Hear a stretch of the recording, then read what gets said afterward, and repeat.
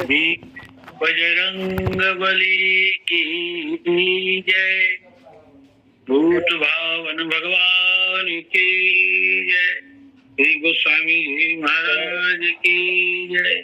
श्री सद्गुरुदेव भगवान की जय। नारायणं नमस्कृत्य नरं चैव नरोत्तमं देवीं सरस्वतीं व्यासं ततो जयमुदीरये।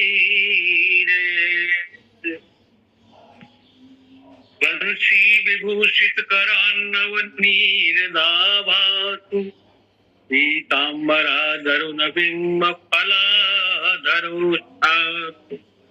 पूर्णेन्दु सुंदर मुखादरविंद नेत्रातु तात परम किमपि तत्त्वमहं न जाने। सुदस्तज्य सुरेक्षित राज्य लक्ष्मी धर्मिष्ठ आर्यवचसा यदगादरण्यम्। माया मृगं दैत्य ऐक्षित मन्मधावद् वंदे महापुरुष ते चरणारविन्दम्। कुशलेन्द्र पद कंज मंजुलो कोमलावद महेश बंदितो जानकी कर सरोज लालितो चिंत कस्य मन भृंग संविनो। जासु बाहुबल गर्वित राम सहित परिवार अनिश दिन मम रक्षा कर जय श्री पवन कुमार। एवं हनुत न कर दो मन मानस में रस राम का भर दो। राम कथा प्रति शास्त्र से सिय राम का रूप ही ये धर दो। लेखनी तुलसी की मसी और अक्षर शंकर मानस की। तुझे प्रेम की मूर्त भाव भरत आशीष सिया कर पंकज की। तुझे प्रेम की मूर्त भाव भरत आशीष सिया कर पंकज की। गुरु भक्तवत्सल भगवान की जय। इस लिंक से जुड़े हुए सभी विद्वजन विज्ञजन गुप्तजन संतजन श्रोता भक्तजन मातृशक्ति और हमारे संचालक आदरणीय हिरवानी जी, आप सबको सादर प्रणाम करता हूँ। आइए आगे की यात्रा करें।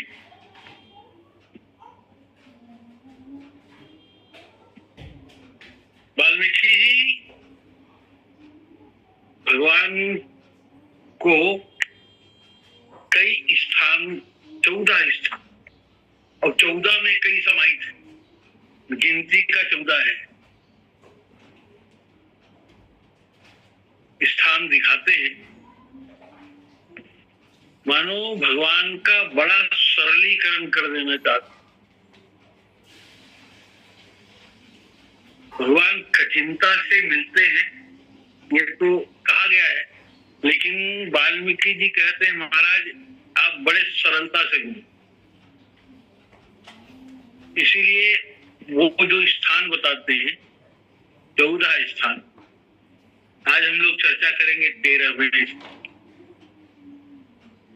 आज 13वां पूरा नहीं होगा, कल 13वां 14वां परसों 14वां स्थान पूरा करेंगे। 2 दिन में इस प्रसंग को पूरा कर देंगे।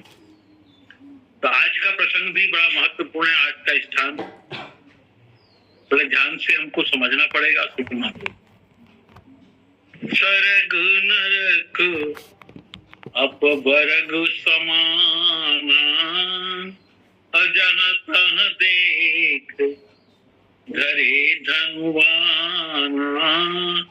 अकर्म बचन मन राउर चेरा राम करहु तेहि केउर डेरा। 13वां जिनके लिए स्वर्ग हो चाहे नरक हो चाहे मोक्ष हो, सब समान। क्यों समान है? इसलिए समान है कि वहां सर्वत्र सब स्थानों पर आपको धनुष बाण धारण किए हुए देखते और मन कर्म वचन से आपके चेहरे हैं यानी सेवक। वाल्मीकि जी कहते हैं, हे राम आप उनके हृदय में डेरा कीजिए।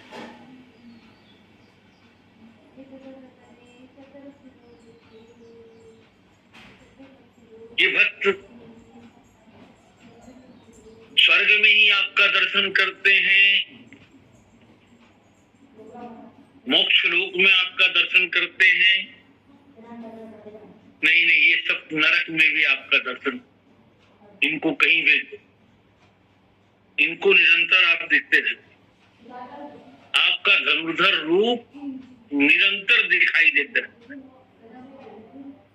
तो इसमें महत्वपूर्ण सूत्र क्या है?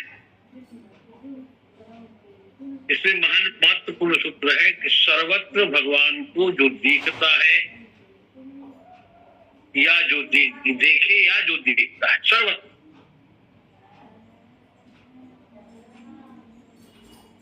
उनके हृदय में आप निवास किए।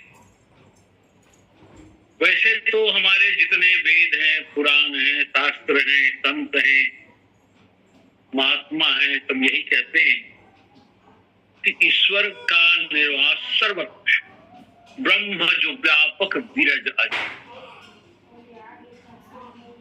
कण कण में भगवान है। किस रूप में है? तो कहा निर्गुण निराकार के रूप। पर यहाँ जो संकेत किया गया वो निर्गुण निराकार ब्रह्म की बात नहीं कही जा रही है, यहाँ तो सगुण साकार भगवान श्री राम की ओर संकेत किया गया है कि जहां तहां देख धरे धम। देखो, एक है ज्ञान जिसे हम विचार कर सकते, और एक है अनुभूति। हम भगवान को विचार के माध्यम से, ज्ञान के माध्यम से भी स्वीकार करते हैं। हम जब पढ़ते हैं, स्कूल में पढ़ते थे, तो जो बता दिया गुरुजी ने, जो बता दिया, ना तो गुरुजी ने देखा ना हमने देखा, गुरुजी ने जो कहा हमने माना। ये प्रायः विद्यार्थियों का स्वभाव होता है। तो हम ज्ञान के माध्यम से, विचार के माध्यम से भी स्वीकार करते हैं तथा प्रत्यक्ष अनुभव करते हैं, जिसको कहते हैं अनुभूति। भगवान श्री राम लक्ष्मण जी के साथ विश्वामित्र के निर्देशन में जनकपुर जाते हैं और जनकपुर पहुंच करके अमराई में ठहर जाते। महाराज जनक जब स्वागत करने आते हैं तो वहां दोनों भाई नहीं होते, ये जनक की वाटिका देखने चले जाते। महाराज जनक उस समय के महान ज्ञानी हैं, ज्ञानी थे उस समय के, वेदांती थे, तत्वज्ञ थे, और निर्गुण निराकार ब्रह्म में उनकी परम निष्ठा थी। उससे तत्वज्ञान प्राप्त करने के लिए उस समय के श्रेष्ठतम मुनिजन उनके पास आया करते थे। रामचरितमानस में कहा गया है, जासु ज्ञान रवि अवनिशिनाथा अवचन किरण मुनि करत विकासा। एक और तो राजर्षि जनक हैं, जिनकी निष्ठा निर्गुण निराकार ब्रह्म में है। दूसरी ओर ब्रह्मर्षि विश्वामित्र हैं, तो जो ब्रह्म के सगुण साकार रूप में अवतरित ब्रह्म राम और लक्ष्मण को लेकर आए, ये भी महामुनि है, क्योंकि अवतार की अवतारणा में ये अत्यंत पारंगत।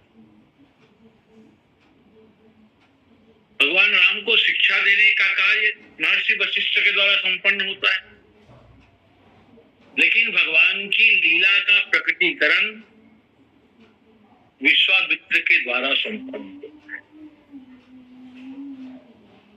मानव जो संत पुरुष हैं उनके प्रकृति में भी भिन्नता होती है। महर्षि वशिष्ठ सात्विक गुणों से परिपूर्ण है, किंतु विश्वामित्र जी सात्विक गुण के साथ रजोगुण, ये राजा से ब्रह्मर्षि हुए। यही वशिष्ठ और विश्वामित्र में मूल अंतर है। श्री राम लक्ष्मण को लोक कल्याण के लिए नई दिशा देने का कार्य विश्वामित्र जी करते हैं। रजोगुण में कलात्मकता होनी चाहिए जो विश्वामित्र में है। विश्वामित्र जी विचार करते हैं, जब महाराज जनक सुनेंगे कि मैं आया हुआ हूं तो स्वागत करने अवश्य आएंगे, और ऐसे अवसर पर राम लक्ष्मण का यहां रहना उचित नहीं है। इसलिए उन्होंने राम लक्ष्मण को कहा, कल सुबह प्रातः फूल की जरूरत पड़ेगी पूजा के लिए सुमन की, तुम आसपास देख के आओ, फूलों की बगिया कहाँ है जहां आप लोग सुबह जा सको, फूल ला सको, संग्रह करना पड़ेगा। इसलिए वो वाटिका देखने दोनों भाई चले। जब राजर्षि जनक आए तो ब्रह्मर्षि विश्वामित्र ने उनका स्वागत किया, उनसे मिले। स्वाभाविक है, अगर राम और लक्ष्मण भी होते यहाँ तो महाराज के स्वागत में वो भी खड़े होते। यद्यपि श्री राम और लक्ष्मण को अपने बड़ों का तथा गुरुजनों का उठकर सम्मान करने में कोई संकोच नहीं, पारंगत है भगवान इस मामले में। पर विश्वामित्र की योजना अलग है। वे नहीं चाहते कि राजा के आने पर राम लक्ष्मण खड़े, और जब सब बैठ गए तो राम लक्ष्मण लौट कर आते हैं। गोस्वामी जी लिखते हैं, ते ही अवसर आए दो भाई, अब गए रहे देखन पुरवाई, उठे सकल जब रघुपति आए, विश्वामित्र निकट बैठाए। अभी राम लक्ष्मण से कोई परिचित नहीं है, पर जैसे ही राम और लक्ष्मण आते हैं तो महाराज जनक के साथ जो सारा समाज आया था, प्रतिष्ठित जन आए थे, तब उठकर खड़े राम लक्ष्मण को। विश्वामित्र जी ने उन्हें अपने पास बिठाया। राजर्षि जनक राम जी को अपलक देख रहे, दोनों भाइयों को अपलक देख, और मन ही मन विश्वामित्र जी मुस्कुरा रहे हैं। आज तुम्हारी ज्ञान निष्ठा की परीक्षा तो हुई है। वेदांत में रूप को मिथ्या माना गया, अतत्व ज्ञान के लिए ऐसा मानना आवश्यक भी है। पर महाराज जनक इस रूप को देखकर इतने आकृष्ट हैं, इतने मुग्ध हैं। जनक जी ने विश्वामित्र जी से कहा, महाराज इन दोनों राजकुमारों को देखकर ऐसा लग रहा है। गोस्वामी जी लिखते, इन्हीं बिलोकप अति अनुरागा, अवर वस ब्रह्म सुख ही मन त्यागा। इनको देखकर मेरे मन ने बरबस ब्रह्म सुख को त्याग दिया है। त्याग दिया है तो कुछ नई वस्तु भी प्राप्त हुई है। हमारा एक नई अनुभूति, मेरा विराग जलकर खाक हो गया और अनुराग की नई अनुभूति हो रही। इन्हीं बिलोक अति अनुरागा, अवर वस ब्रह्म सुख ही मन त्यागा। महाराज जनक विदेह है। विदेह उसको कहते हैं जो देह भाव से ऊपर उठ गया। लेकिन राम और लक्ष्मण की सुंदरता को देखकर, सौंदर्य को देखकर महाराज विदेह से देह भाव में आ गए।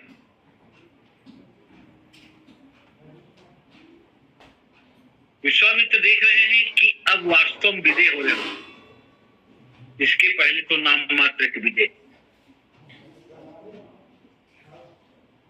उनका नाम तो विदेह था ही, पर देह में रह करके सारा राजकाज चलाते थे। विदेह कोई राजकाज नहीं चला सकता, उसको देह में आना पड़ता। इसका मतलब उसका विदेहत्व सिर्फ विचार मूलक है, ज्ञान मूलक है, व्यवहार मूलक नहीं था। पर यहाँ गोस्वामी जी के शब्द बड़े महत्वपूर्ण हुए, कहते हैं मूर्ति मधुर मनमोहर देखी अभय विदेह विदेह विशेषी।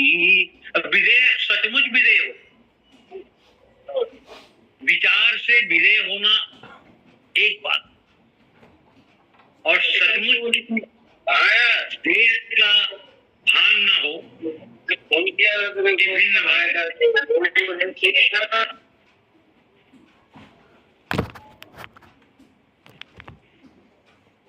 निर्गुण निराकार में जो विदेह की स्थिति है वो केवल ज्ञान का विदेह। पर भक्त में जब विदेह भाव आता है तो प्रकट रूप में वो देहानुभूति से ऊपर उठ जाता है। भक्त में जब विदेह भाव आता है तो सचमुच देह भाव से ऊपर उठ जाता है। किसी ने गोस्वामी जी से पूछा, अगर हम ब्रह्म को केवल निर्गुण निराकार माने, सगुण साकार ना माने, तो क्या होगा?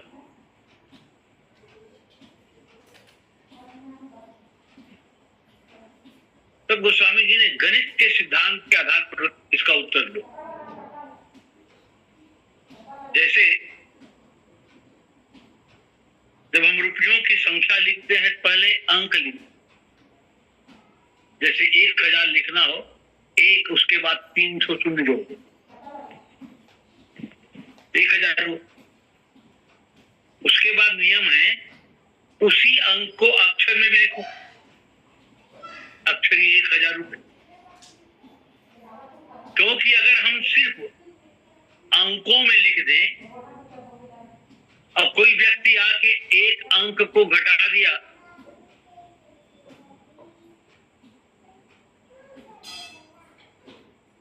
तो वो हो जाएगा 100। अगर एक अंक बढ़ा दिया तो हो जाएगा 10,000।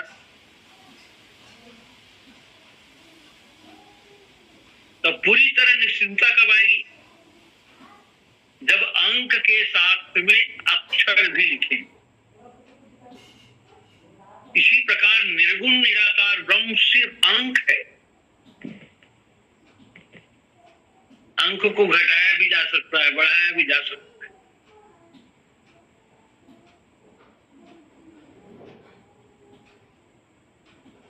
और सगुण साकार अक्षर का रूप। और जब तक सगुण साकार नहीं आएगा तब तक निर्गुण निराकार के प्रति जो संदेह है वो बना रहेगा। सगुण साकार को देख कर ही भ्रम का निवारण हो। हमने वाणी से तो कह दिया ईश्वर सर्वत्र है, सभी कहते हैं, भाषण देते हैं, सब मान भी लेते हैं। पर सगुण साकार का अर्थ है कि वह सर्वत्र रहने वाला ईश्वर प्रत्यक्ष रूप से मेरे सामने है, जिससे हम कह सके ईश्वर है। ये सगुण साकार का मतलब नहीं। इसी प्रकार जनक जी के जीवन में निर्गुण के बाद जो सगुण की उपस्थिति, अभी तक उनकी निष्ठा निर्गुण में थी, अब सगुण भगवान को देख रहे हैं, तो क्या वो निष्ठा से नीचे उतर गए? क्या उनका पतन हो गया? बोले नहीं। सगुण साकार पर जो निष्ठा उनकी बन रही है, ये उनकी ऊंचाई है, उनको ऊंचाई की ओर ले जाती। इसलिए उन्होंने पूछा, कहो नाथ सुंदर दो बालक, मुनि कुल तिलक, कुल पालक। विश्वामित्र ने मुस्कुराते हुए पूछा, पूछ रहे हो, अरे वेदांती तो आप हो, तत्व ज्ञान हो, आपको क्या लगता है ये कौन है? भौतिक परिचय के दृष्टिकोण से तो मैं बता दूंगा, अरे आध्यात्मिक परिचय क्या है आप बताओ। तो जनक जी ने कहा, महाराज ये साक्षात ब्रह्म है। किस आधार पे कह रहे हो ब्रह्म है? तो कहा, ये नहीं बिलो तक अति अनुरागा। बुद्धि में तत्व ज्ञान तो है, पर हृदय सूखा है, और हृदय इनको देखकर रसार्द्र हो रहा है।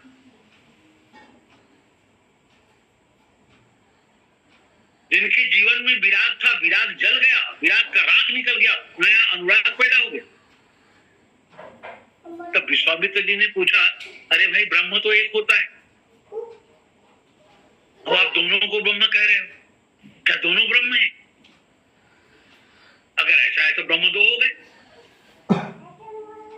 तो जनक जी बड़ा भाव भरा उत्तर देते हैं,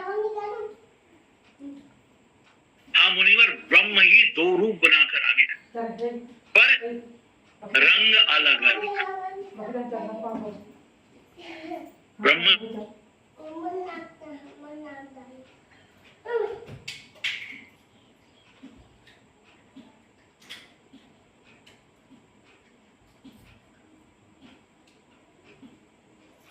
एक ही हो सकता, तो दोनों श्याम या दोनों गौर।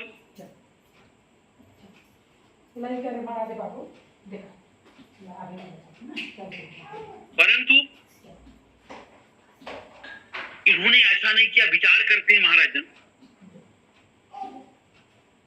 कि ऐसा क्यों नहीं किया। जब ब्रह्म ने अवतार ग्रहण किया,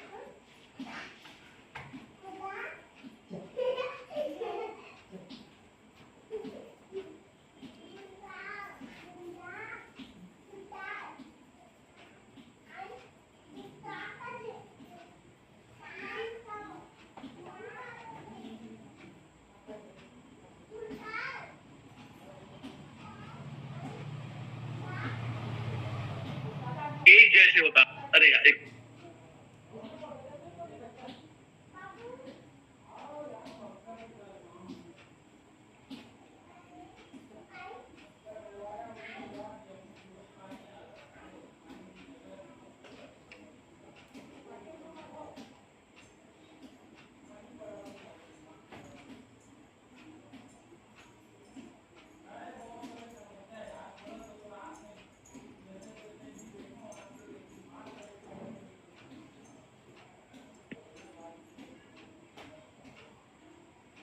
बोली श्याम रामचंद्र भगवान की जय।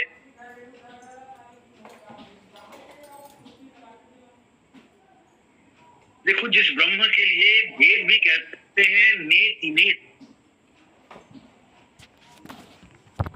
नेति नेत यही वेद निरूपा, यानी ब्रह्म ऐसा नहीं है, ऐसा नहीं।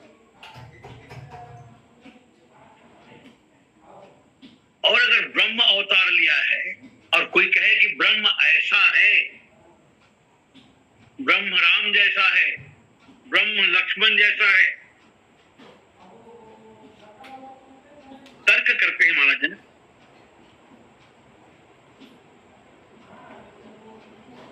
जी। इसीलिए भगवान वेद की बात रखने के लिए कि भगवान ऐसा ऐसे नहीं है दो रूप में,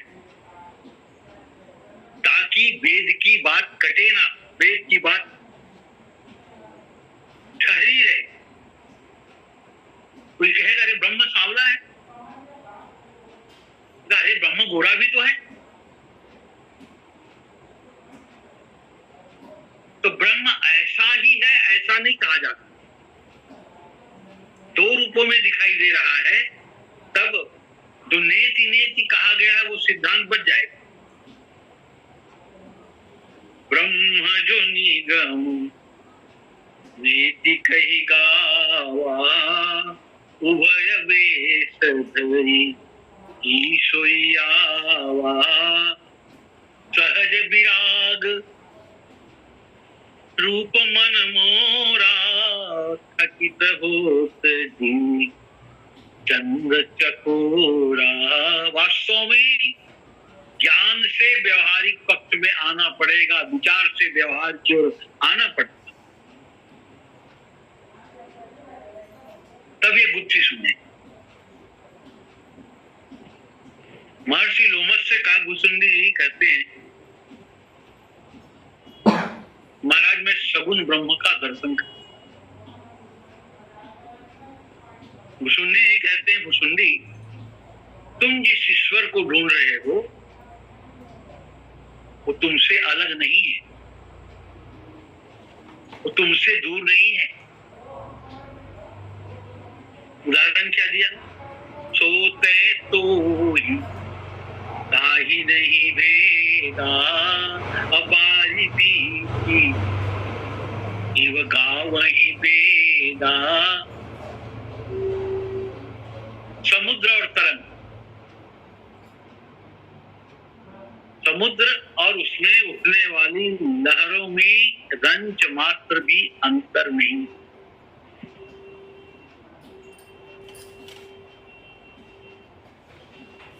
समुद्र की ही तरंग है, तरंग भी समुद्र ही है। इसी प्रकार तुम ब्रह्म से अभिन्न नहीं हो। यहाँ ये कहा जा रहा है लोमस जी के द्वारा, तुम स्वयं ब्रह्म।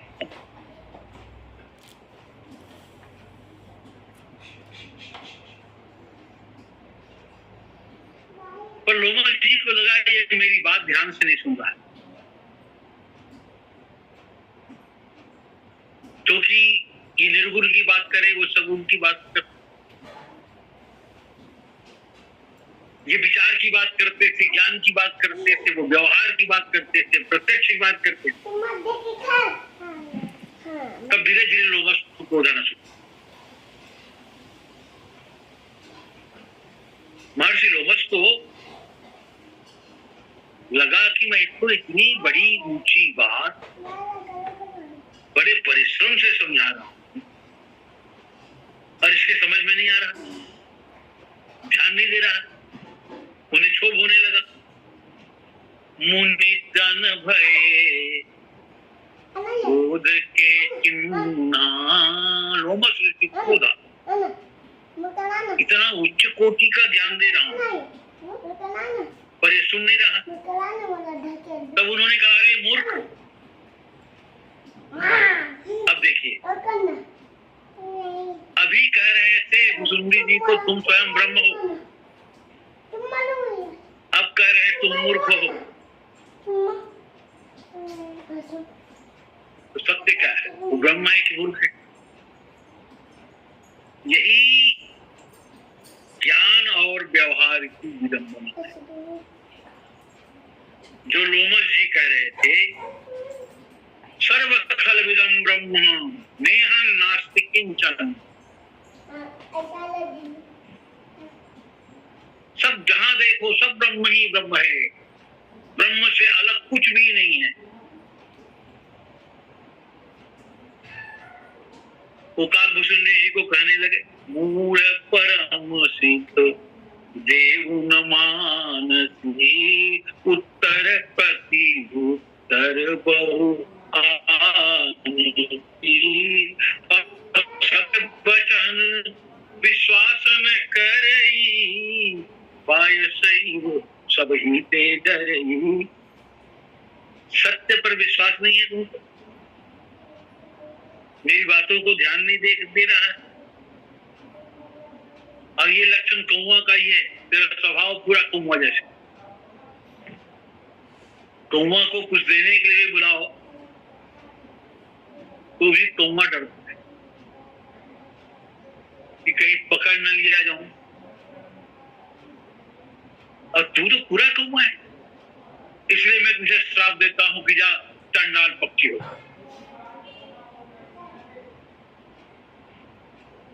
अब जरा विचार करें, जो सर्वत्र ब्रह्म का अनुभव कर रहा है वही व्यक्ति सामने वाले को दुष्ट समझ बैठे, मूर्ख कहे, और यहां तक कि उसको चांडाल पक्षी होने का श्राप दे दिया।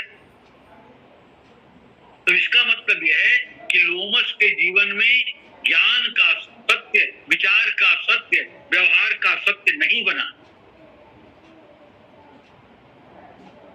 अब ये सिद्धांत की पुष्टि कहां दिखती है?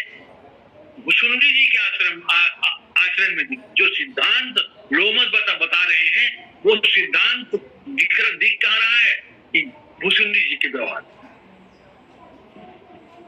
महर्षि को आशा थी कि साफ सुनकर भुसुंडी दौड़ के मेरे चरणों में गिरेगा, गिड़गिड़ाएगा, पर आशा के विपरीत भुसुंडी जी उठे, कौवा तो बन गए थे, प्रणाम किया और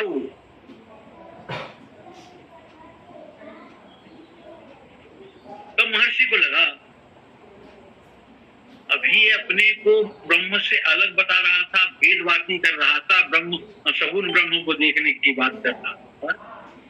ये भेदवादी होते हुए भी इसके व्यवहार में न क्षोभ है न क्रोध है, और मैं अपने आप को अद्वैतवादी कहता हूं, मुझमें और ब्रह्म में कोई अंतर नहीं है कहता हूं, अहम ब्रह्मास्मि कहता हूं। तो मुझे क्रोध आ गया। वास्तव में लोमस जिस सिद्धांत का प्रतिपादन कर, उसी सिद्धांत को काकभुसुंडी जी ने अपने आचरण में परिलक्षित करा दिया। भुसुंडी जी की स्थिति का वर्णन करते हुए गोस्वामी जी जो पंक्ति लिखते हैं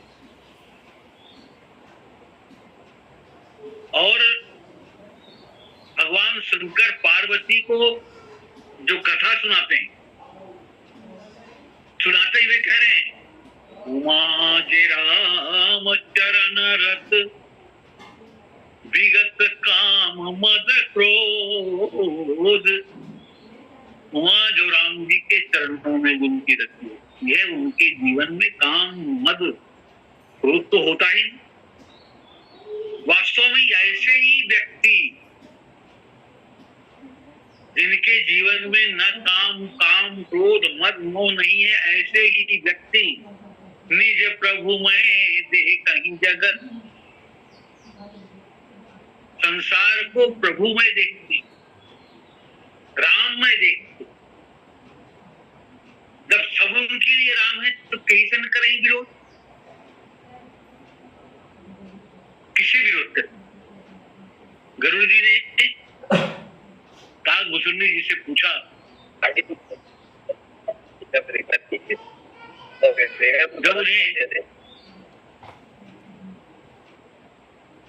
जब लोमस जी को क्रोध आया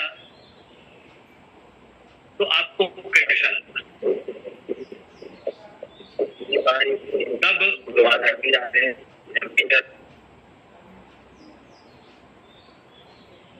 जब वो लोमस जी को क्रोध आया तो आपको कैसा लगा? तब भुसुंडी जी ने बताया कि मुझको लोमस में लोमस ही नहीं दिखा,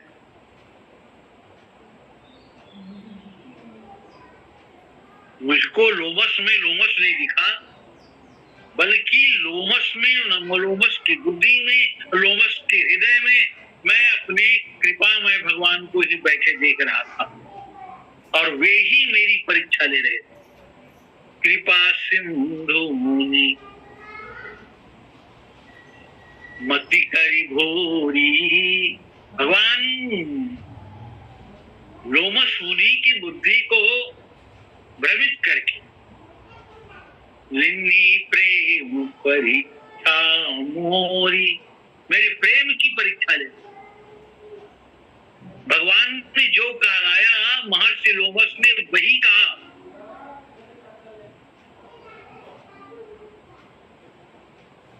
सुन्नी जी के इस व्यवहार को जब लोमस जी देखते हैं तब उन्हें अनुभव होता है, ज्ञान के साथ जब तक भक्ति का मिलन नहीं होगा, ज्ञान के साथ जब तक भक्ति का मिलन नहीं होगा तब तक जीवन के व्यवहार में परिवर्तन नहीं होगा। तब ये स्थिति आएगी। कौन सी स्थिति? स्वर्ग नरक अपभर्ग समान, अजाता दीप धरे धनुबाना। सब सर्वत्र भगवान तब दिखे।